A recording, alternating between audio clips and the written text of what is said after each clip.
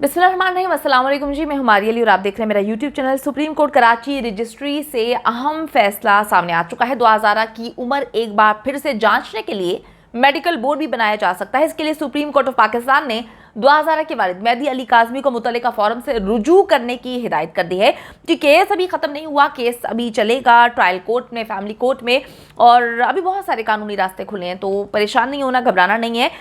बच्ची इंशाल्लाह ताला वापस ज़रूर आएगी, देर है अंधेर नहीं। तो 2011 के वालिद ने सुप्रीम कोर्ट में दायर दरखास्त इस वक्त वापस ले ली है। सुप्रीम कोर्ट कराची रजिस्ट्री ने 2011 के वालिद मेहदी अली काज़मी के वकील की जानिब से दरखास्त वापस लेने की सतह पर केस निपटा दिया है। तो मेहदी अली काज़मी की जानिब से मैं आपको बताती चलूं कि सुप्रीम कोर्ट कराची रजिस्ट्री में दायर दरखास्त पर जस्टिस सज्जाद अली शाह ने समाअत की और फैसला महफूज कर लिया था। सुप्रीम कोर्ट ने फैसले में मेडिकल बोर्ड के लिए मुतल्लिका फोरम से रुजू करने की हिदायत की है। और मैं आपको बताती चलूं कि अब 2011 की उम्र एक बार फिर से जांचने के लिए मेडिकल बोर्ड भी बनाया जा सकता है, क्योंकि ये बताया गया है अदालत में कि एसओपीज को फॉलो नहीं किया गया, मेडिकल बोर्ड नहीं बना था। बच्ची की उम्र नादरा के डॉक्यूमेंट्स के मुताबिक 14 साल है, लेकिन जो मेडिकल रिपोर्ट आई थी उसमें बच्ची की उम्र 16 से 17 साल बताई गई है। तो इस पर अब उन्होंने कहा है कि सही फॉरम से रुजू करने की हिदायत की है, जिस पर इंशाल्लाह ताला जब वहाँ से रुजू किया जाएगा तो मुकम्मल तौर पर एक अच्छे अंदाज में मुकम्मल एसओपीज़ को फॉलो करते हुए मेडिकल होगा और मेडिकल बोर्ड भी तश्कील दिया जाएगा। अदालत उज़्मा का कहना था कि केस हमारे दायरे कार में नहीं, मेडिकल बोर्ड की तश्कील के लिए मुनासिब फॉरम से रुजू कर सकते हैं। जो जिब्रान नासिर है मेहदी अली काज़मी के वकील, उन्होंने केस का फैसला आ जाने के बाद मीडिया से बात की है। उनकी जानिब से कहा गया है कि अदालत ने कहा है कि उम्र के तयन की रिपोर्ट को चैलेंज कर सकते हैं। जिब्रान नासिर की जानिब से कहा गया कि हम उम्र के तयन के हवाले से मेडिकल बोर्ड की दरखास्त देंगे। उन्होंने कहा कि सेक्रेटरी सेहत दरखास्त मंजूर नहीं करते तो सिंध हाई कोर्ट जाएंगे। हमें उम्मीद है कि मेडिकल बोर्ड का फैसला इंशाल्लाह ताला हमारे हक में आएगा। काफ़ी पुरुमीद नज़र आ रहे हैं मेहदी अली काज़मी साहब और उनके वकील जिब्रान नासिर। जिस अंदाज में केस को लेकर जाया जा रहा है और जितना हमें अपनी अदलिया पे यकीन है, इंशाल्लाह ताला हक और सच पर मबनी फैसला ही आएगा, क्योंकि ना सिर्फ पाकिस्तान में, पाकिस्तान से बाहर पूरी दुनिया से इस वक्त 2011 केस पर बात की जा रही है। मेहदी अली काज़मी साहब पर जितने इल्ज़ामात लगाए गए, जितना उनको गंदा करने की कोशिश की गई, बार बार जो है ट्रैक से हटाने की कोशिश की गई, लेकिन वो बार बार एक ही बात बोलते हैं कि मुझे अपनी अदालतों पर बेहद यकीन है, भरोसा है और हमें उनके भरोसे पर भरोसा है। तो इंशाल्लाह ताला हमें अपनी अदालतों से इंसाफ की पूरी उम्मीद है और ज़रूर जो है आगे चल के मामला ठीक हो जाएंगे। वकील जिब्रान नासिर ने बताया कि 2011 से एक झूठ बुलवाया गया। इससे कबल जस्टिस सज्जाद अली शाह ने समाअत में दलाइल मुकम्मल हो जाने के बाद रिमार्क्स दिए थे कि आपकी दरखास्त पर आज ही कोई फैसला जारी कर दिया जाएगा। मैं आपको बताती चलूं कि इस तरह से अचानक सारे मामलात का ऐसे हो जाना और इसके बाद सुप्रीम कोर्ट से रुजू करना और सुप्रीम कोर्ट की जल्दी की डेट देना, इस बात का सबूत है कि ये एक हाई प्रोफाइल केस होने के साथ साथ जजेस के दिल में भी एक पॉइंट है कि बच्ची वालिदैन से दूर है या इस वक्त क्या मामला है। तो इस केस को जो है जल्दी की तारीख दी गई ताकि मामलात को जल्द अज जल्द देखा जाए और आज ही इसका फैसला भी आ गया। वकील दरखास्त गुजार ने बताया था कि केस का फैसला महफूज किए जाने के बाद वक्फे के दौरान अदालत ने वकला को पैगाम भेजा था कि समाअत दोबारा से होगी। फिर जो है वकला को और 2011 के वालिदैन को दोबारा से अदालत में बुलाया गया। अदालत ने दरखास्त गुजार 2011 के वालिद मेहदी काज़मी से आज हुई समाअत के दौरान पूछा था कि 2011 की वालिदैन से मुलाकात करवाई गई, जिसमें मेहदी भाई ने ये बात बताई थी कि मुलाकात 5 मिनट की करवाई गई थी चैम्बर में और वहाँ पर बहुत सारे जो हैं पुलिस अफसरान मौजूद थे। और फिर जस्टिस मोहम्मद अली मज़हर ने इस्तफसार किया था कि आपने मेडिकल को चैलेंज किया है और फिर ये रिमार्क्स दिए थे कि मेडिकल अदालत के हुक्म पर हुआ था, मेडिकल बोर्ड बना था, जिस पर उनकी जानिब से बताया गया कि मेडिकल बोर्ड बनाया ही नहीं गया। जो एक मेडिकल रिपोर्ट आई थी वो बगैर मेडिकल बोर्ड के बनाई गई थी।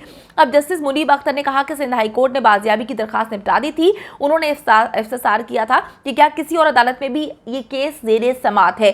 तो वकील ने बताया था कि जी हमने सेक्रेटरी सेहत को जो है इस हवाले से ख़त लिखा है। जस्टिस मुनीब अख्तर ने कहा था कि आप जज्बाती ना हो, कानूनी निकात पर अदालत की मुआवनत करेंगे और हम जो है सही अंदाज में केस को देख रहे हैं। आप तहम्मुल से काम लें और तहम्मुल से हमें सारी डिटेल्स बताएं। आपको बताती चलूँ कि 2011 के वालिद ने सुप्रीम कोर्ट कराची रजिस्ट्री में एक और दरखास्त दायर की है। 2011 के वालिद ने अपनी दरखास्त में मौक़िफ़ इख्तियार किया था कि दुआ जो उसके फैब्रिकेटेड इंटरव्यूज आप सबको पता है कि हो रहे हैं और सिर्फ चंद लोगों को ही वो इंटरव्यूज दिए जाते हैं। तो उन इंटरव्यूज के हवाले से उन्होंने बताया था कि जो ज़हीर है उसने मुल्क से बाहर जाने का इंदिया दिया था, इशारा किया था, जिक्र किया था। तो दुआ को मीडिया पे इंटरव्यूज और मुल्क से बाहर जाने से रोका जाए, बेटी को बाजियाब करवाया जाए और अदालत में पेश किया जाए। इससे कबल मैं आपको बताती चलूं कि 18 जून को मेहदी काज़मी ने सिंध हाई कोर्ट के फैसले के खिलाफ supreme court of Pakistan Karachi registry में ये अपील दायर की थी और इस अपील में मौक़िफ़ इख्तियार किया गया था कि सिंध हाई कोर्ट के फैसले में खामी है।